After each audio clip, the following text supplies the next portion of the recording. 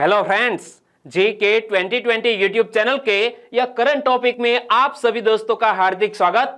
यह current topic में आज मैं आपको बताऊंगा कि स्टेच्यू ऑफ पीस का अनावरण कहां किया गया। स्टेच्यू ऑफ पीस किसकी प्रतिमा है? ऐसे लगभग 15 से 16 क्वेश्चन शामिल करते हुए हमने यह वीडियो तैयार किया है और वीडियो में लास्ट तक बने रहिए। लास्ट में कमेंट सेक्शन में जरूर बताना कि आपको यह वीडियो कैसा लगा।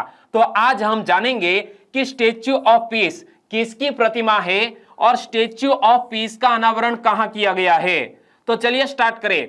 स्वामी रामानुजाचार्य का स्टेच्यू ऑफ पीस इमेज आप देख सकते हैं। हाल ही में हमारे गृह मंत्री अमित शाह ने यह स्टेच्यू ऑफ पीस का अनावरण किया है। कहां पर? जम्मू कश्मीर में। हाल ही में श्रीनगर में केंद्रीय गृह मंत्री अमित शाह ने स्वामी रामानुजाचार्य के स्टेच्यू ऑफ पीस का अनावरण किया। आपने यह इंफॉर्मेशन पढ़ ली? मैं 3 क्वेश्चन पूछने वाला हूं, एक बार फिर से पढ़ लो कि हाल ही में श्रीनगर में केंद्रीय गृह मंत्री अमित शाह ने स्वामी रामानुजाचार्य के स्टेच्यू ऑफ पीस का अनावरण किया। चलो, रामानुजाचार्य के बारे में जो बेसिक, क्यों आप चौंक गए?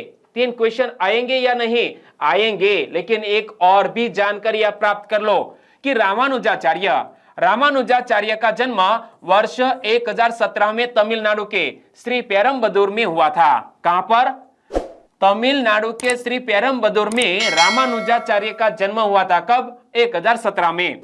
और रामानुजाचार्य एक वैदिक दार्शनिक और समाज सुधारक थे। इमेज आप देख सकते हैं, जिसका हाल ही में स्टेच्यू ऑफ पीस नामक एक स्टेच्यू का अनावरण किया गया है। कहां पर? जम्मू कश्मीर में। उन्होंने समानता और सामाजिक न्याय का समर्थन करते हुए पूरे भारत की यात्रा की। चलिए, पहला क्वेश्चन, स्टेच्यू ऑफ पीस किसकी प्रतिमा है?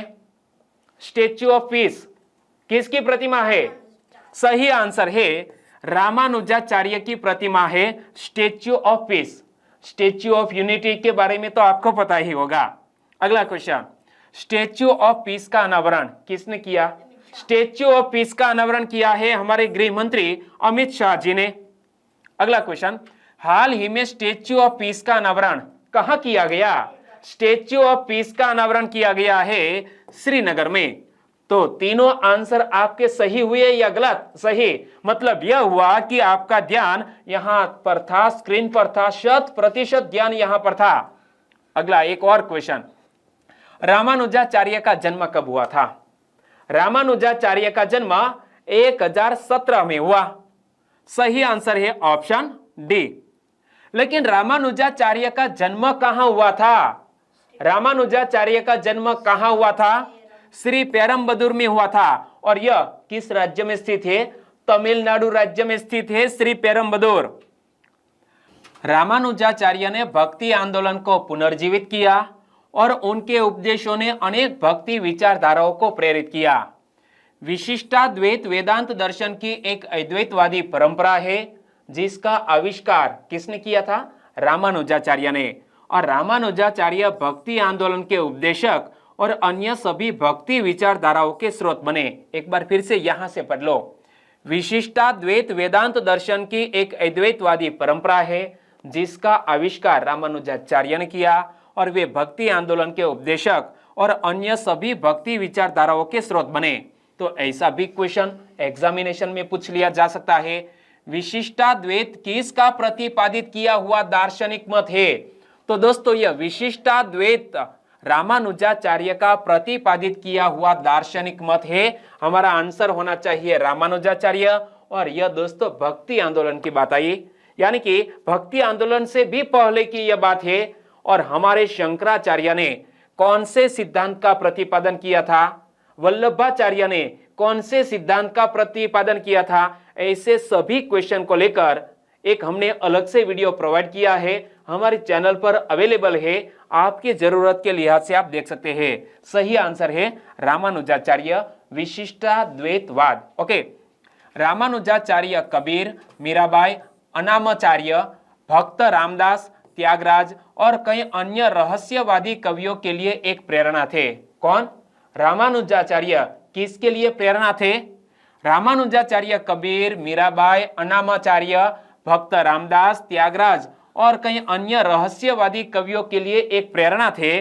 उन्होंने इस अवधारणा की शुरुआत की कि प्रकृति और उसके संसाधन जैसा कि जल, वायु, मिट्टी, वृक्ष आदि पवित्र है और उन्हें दूषित से बचाया जाना चाहिए। यानी कि यह जो वायु, मिट्टी, वृक्ष है वो सब पवित्र है और इन सब को प्रदूषण से बचाया जाना चाहिए। ऐसे सिद्धांत का भी दोस्तों प्रचार किया था रामानुजाचार्य ने। यहां से लिखा है कि रामानुजाचार्य ने इस अवधारणा की शुरुआत की कि प्रकृति और उसके संसाधन जैसा कि जल, वायु, मिट्टी, वृक्ष आदि पवित्र है और उन्हें प्रदूषण से बचाया जाना चाहिए। और इसे स्टेच्यू ऑफ पीस क्यों कहा जाता है? हाल ही में हमारे अमित शाह जी ने जब स्टेच्यू ऑफ पीस का अनावरण किया श्रीनगर में, तो दोस्तों ऐसा नाम क्यों दिया गया है? देखो, स्टेच्यू ऑफ पीस की स्थापना से सभी धर्मों के कश्मीरियों को रामानुजाचार्य का आशीर्वाद और संदेश प्राप्त होगा ताकि कश्मीर को शांति और प्रगति के पथ पर ले जाया जा सके। यह बिना किसी भेदभाव के कश्मीर के लोगों के विकास में सहायक होगा। स्टेच्यू ऑफ पीस, एक बार फिर से पढ़ो कि स्टेच्यू ऑफ पीस की स्थापना से सभी धर्मों के कश्मीरियों को रामानुजाचार्य का आशीर्वाद और संदेश प्राप्त होगा ताकि कश्मीर को शांति और प्रगति के पथ पर ले जाया जा सके और यह बिना किसी भेदभाव के कश्मीर के लोगों के विकास में सहायक होगा। लेकिन मेरे दिमाग में एक और भी क्वेश्चन उठता है कि आखिरकार यह श्रीनगर में ही स्टेच्यू ऑफ पीस का अनावरण क्यों किया गया?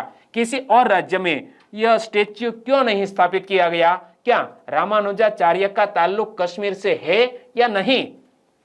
तो संत रामानुज का कश्मीर से क्या संबंध है वो मैं आपको बताता हूं कि रामानुजाचार्य 11वीं शताब्दी में ब्रह्मसूत्र पर लिखे ग्रंथ बोधायन वृत्ति नामक एक महत्वपूर्ण पांडुलिपि प्राप्त करने के लिए कश्मीर गए थे। क्या दोस्तों, रामानुजाचार्य 11वीं शताब्दी में ब्रह्मसूत्र पर लिखे ग्रंथ बोधायन वृत्ति नामक एक महत्वपूर्ण पांडुलिपि को प्राप्त करने के लिए रामानुजाचार्य कहां गए थे? कश्मीर गए थे। और बोधायन वृत्ति को ब्रह्मसूत्र की सबसे आधिकारिक व्याख्या होने की प्रतिष्ठा प्राप्त थी। क्या? बोधायन वृत्ति को ब्रह्मसूत्र की सबसे आधिकारिक व्याख्या होने की प्रतिष्ठा प्राप्त थी और इसीलिए यह ग्रंथ प्राप्त करने के लिए रामानुजाचार्य कश्मीर गए। आंसर बताइए। रामानुजाचार्य बोधायन वृत्ति नामक एक महत्वपूर्ण पांडुलिपि प्राप्त करने के लिए कहां गए थे? कश्मीर गए थे। तो सही आंसर है ऑप्शन डी, कश्मीर गए थे। ओके। उनके शिष्य कुरेशा उनके साथ थे। रामानुजाचार्य अकेले कश्मीर नहीं गए थे, उनके साथ उनका एक शिष्य भी था जिसका नाम है कुरेशा। और उन्होंने पूरे पाठ को अपनी स्मृति में आत्मसात कर लिया। किसने? यह कुरेशा ने पूरा पाठ अपनी स्मृति में आत्मसात कर लिया क्योंकि स्थानीय विद्वानों ने रामानुजाचार्य को पांडुलिपि को कश्मीर से बाहर ले जाने की अनुमति नहीं दी। क्या? यह स्थानीय विद्वान थे। स्थानीय विद्वानों ने रामानुजाचार्य को यह पांडुलिपि कश्मीर से बाहर ले जाने की अनुमति नहीं दी, इसलिए उनके साथ एक शिष्य था कुरेशा। तो कुरेशा ने यह पूरा जो ग्रंथ था वो अपनी स्मृति में आत्मसात कर लिया। आंसर बताइए, कुरेशा किसका शिष्य था? सिंपल सी बात है, किसके साथ गया था? कुरेशा रामानुजाचार्य का शिष्य था।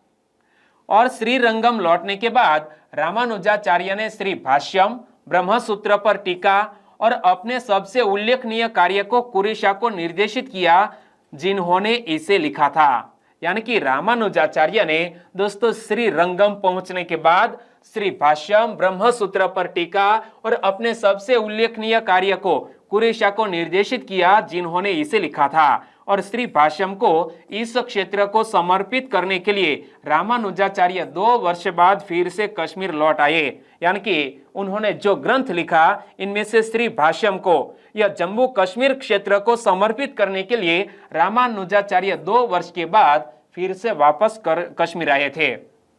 तो दोस्तों यहाँ इस वीडियो को हम खत्म करते हैं और आपको यह हमारा करंट टॉपिक कैसा लगा, स्टेच्यू ऑफ पीस से जुड़ा हुआ जो भी महत्वपूर्ण फैक्ट था वो हमने शामिल कर लिया, इंपॉर्टेंट क्वेश्चन भी ऐड किए। वाकई में आपको वीडियो अच्छा लगा है, हेल्पफुल लगा है तो आपके दोस्तों को फेसबुक, व्हाट्सएप या टेलीग्राम के जरिए इस वीडियो के लिंक शेयर करना मत भूलिएगा। बस छोटी सी उम्मीद के साथ वीडियो खत्म करते हैं।